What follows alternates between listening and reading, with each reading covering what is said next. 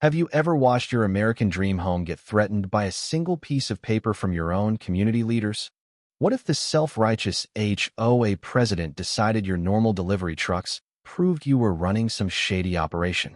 And how sweet is the revenge when the neighborhood tyrant who loves rules suddenly finds those same rules wrapped around her own neck? Willow Creek Estates looked like every Pinterest-perfect suburb in America. Manicured lawns that could pass military inspection, identical beige mailboxes, and kids who never dared leave a bike out past sunset. On the surface, it was paradise. Debbie Langford, the HOA president who'd turned community standards into her personal cash machine. I was Ethan Caldwell, the quiet guy in House 47 who'd kept his head down since moving in 2 years ago with my wife Claire. Ex-Marine, now a senior investigator in the Treasury's fraud division, I spent my days chasing white-collar crooks from a secure home office. Packages. Sure, sealed government files arrived a few times a week via secure courier. No customers, no sales, no commercial enterprise. Just my job. The intercom crackled one sunny afternoon like a bad joke waiting to punchline. Mister. Debbie's voice dripped with that fake Sunday school sweetness. The cumulative fine for operating an unauthorized commercial enterprise in direct violation of Covenant 17, subsection B, paragraph 4 now stands at $75,000. Payment due in 30 days to avoid a lien and possible foreclosure. Have a blessed day. 75 grand. For UPS vans that every house on the block got. I stared through the peephole at her, built like a filing cabinet stuffed with spite, pastel pink tracksuit straining at the seams, blonde helmet hair sprayed into submission. She smirked like she'd just won the lottery. Said, voice steady as a sniper's scope. I'm a federal employee. Authorized remote work. Traffic, no noise. Those boxes are classified government docs. She barked a laugh that could curdle milk. Oh, Ethan, let's not play dumb. This is trucks. This is a residential community, not your personal warehouse. The board voted. In court. Though foreclosure's faster. She waddled off down my perfect stone path, hips swinging like she owned the sidewalk and my future. I closed the door, the certified letter crumpling in my fist like a bad contract. Claire's face went pale in the foyer. Ethan, 75,000. They can't. I tore the letter in half, then quarters, letting the pieces snow into the trash. They can try, I said, smiling the cold smile that used to make tax evaders sweat. But they just handed me the rope to hang them with. My Marine days taught me never to charge the machine gun nest head on. Assess. Exploit the weakness. A middle-aged neighbor she could bully. She had no clue the quiet guy was the man who audited billion-dollar fraud rings for a living. This wasn't about grass height. Clipboard to a forensic audit. I started with the thick HOA covenant booklet, the one we'd all signed like fools when we bought the house. 3 hours later, I had it dissected. Covenant 17 was deliberately vague, written by lawyers to let the board play God. No significant shipping for commercial purposes, it said. My secure files didn't qualify. But deeper in, the real gold, fiduciary duty clauses, appeal processes, financial record inspection rights. Debbie had followed procedure perfectly because she'd done this before. She knew the system. I labeled a new folder on my laptop, Project Langford, and began logging everything. The intercom recording from the doorbell cam, the letter scan, a timeline. The anger wasn't rage anymore. Morning, I mailed certified letters to Debbie as president, the treasurer, a spineless guy named Gary who always looked terrified, and the secretary, gossipy Brenda.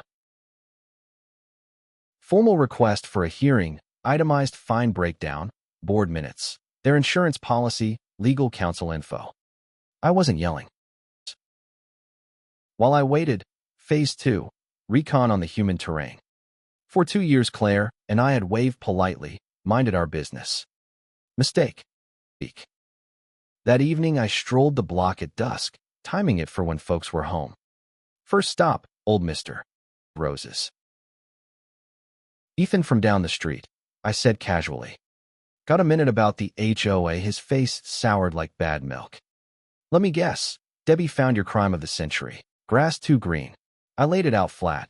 The $75K fine for my shipping business. His whistle was low and long. That woman's gone full tyrant. She hit me with $500 last year for roses encroaching the sidewalk. I spent $300 on a surveyor just to prove they weren't. It's extortion with extra steps. He spilled more.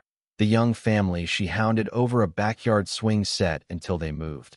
The widow fined for a tiny memorial angel she called an unapproved ornament. Pattern clear. She picked on the old, the young, the single. Slapped ridiculous fines, then mercifully settled for less. Most paid to avoid lawyers. Next, the Millers, young couple with 2 kids. They'd paid $2,000 after their son's basketball hoop sat out 5 extra minutes.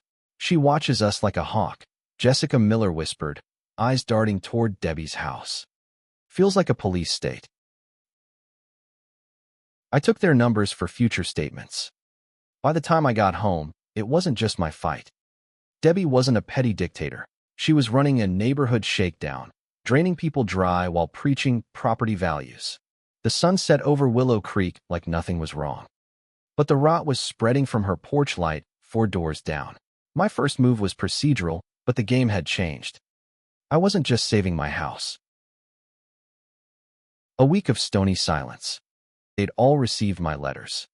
No response. Classic Debbie delay tactic to make victims crack. I had patience forged in stakeouts. Then came the thick envelope taped to my door like a bad gift. Inside, a formal lien notice already filed at the county clerk. $75K claim on my title. I couldn't sell or refinance. And tucked behind it, a fresh list of fabricated violations.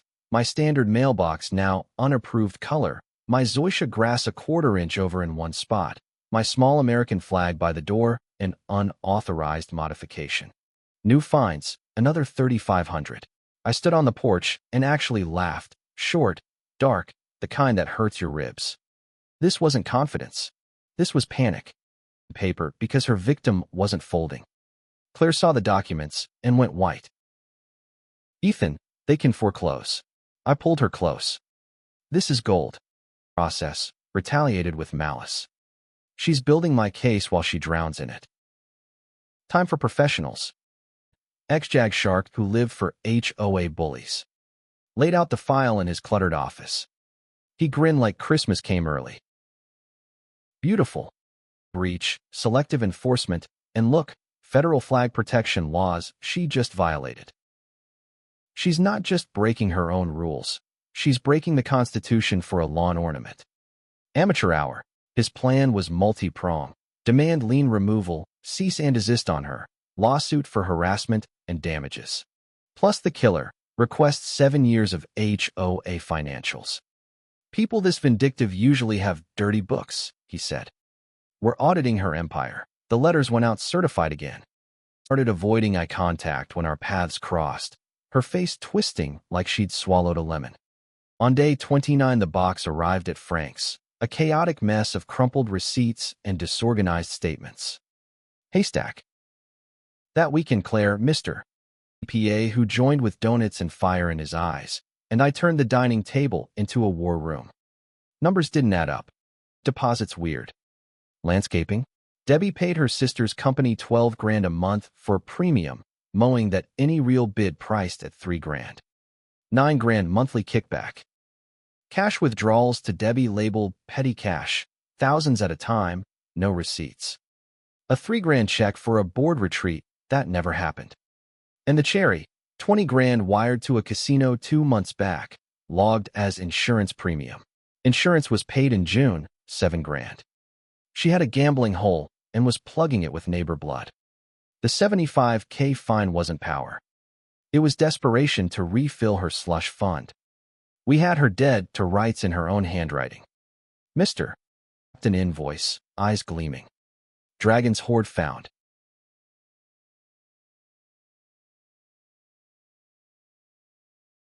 This wasn't defense anymore. Frank and I drafted the petition for a special homeowners meeting using a buried clause in the bylaws. We needed 51%. Evening with a clipboard, listening first to their horror stories. Holiday lights left up one day too long, mulch the wrong shade, kids laughing too loud. Then I showed one damning page, the landscaping overpayment or a fat check to Debbie herself. Disbelief turned to rage. Debbie's mass email tried the smear, disgruntled resident spreading lies after his illegal shipping business. It backfired. People saw panic. Signatures in 5 days. Meeting locked for Tuesday night in the clubhouse.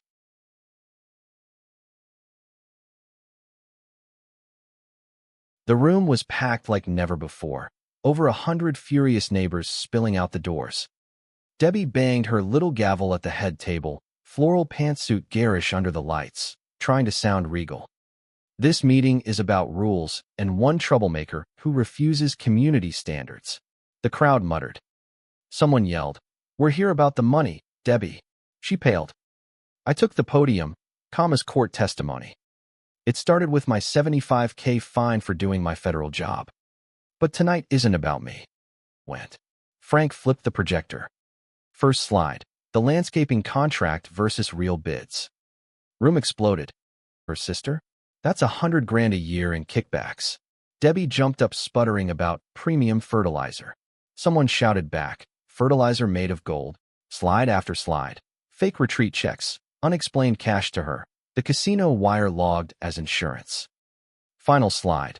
The $20,000 casino check next to her own handwriting. This isn't mismanagement, I said quietly. This is theft. Community fund for years to cover her gambling and lifestyle. The fines? Extortion to refill what she stole from every one of you. Chaos. People on their feet screaming, "Thief! Resign! Call the police!" The Millers stood, voices shaking. "You took our vacation money." The widow cried about her dug-up memorial.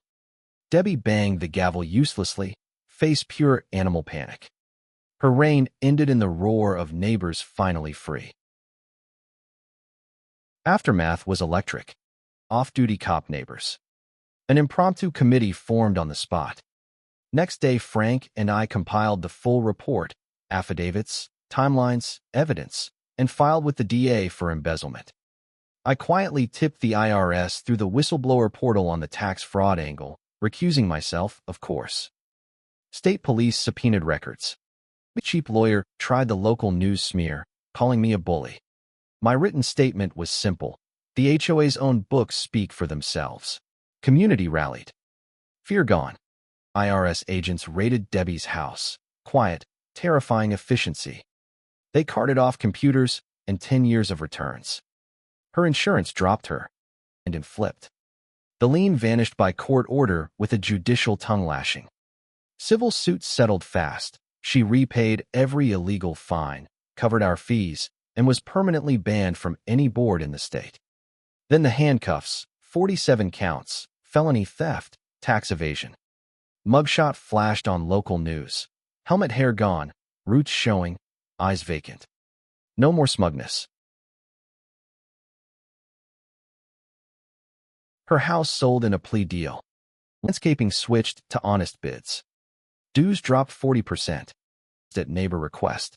Just 1 year to fix the bylaws.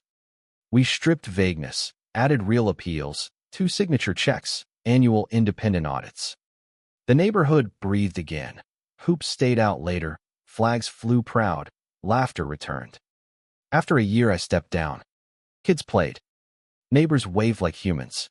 There, watching the sunset, proved it. Peace wasn't given. It was taken back with patience and facts.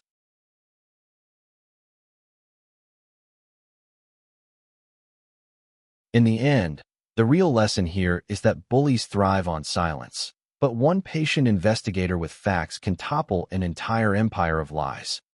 Next time your HOA Karen comes knocking, remember, the rules cut both ways.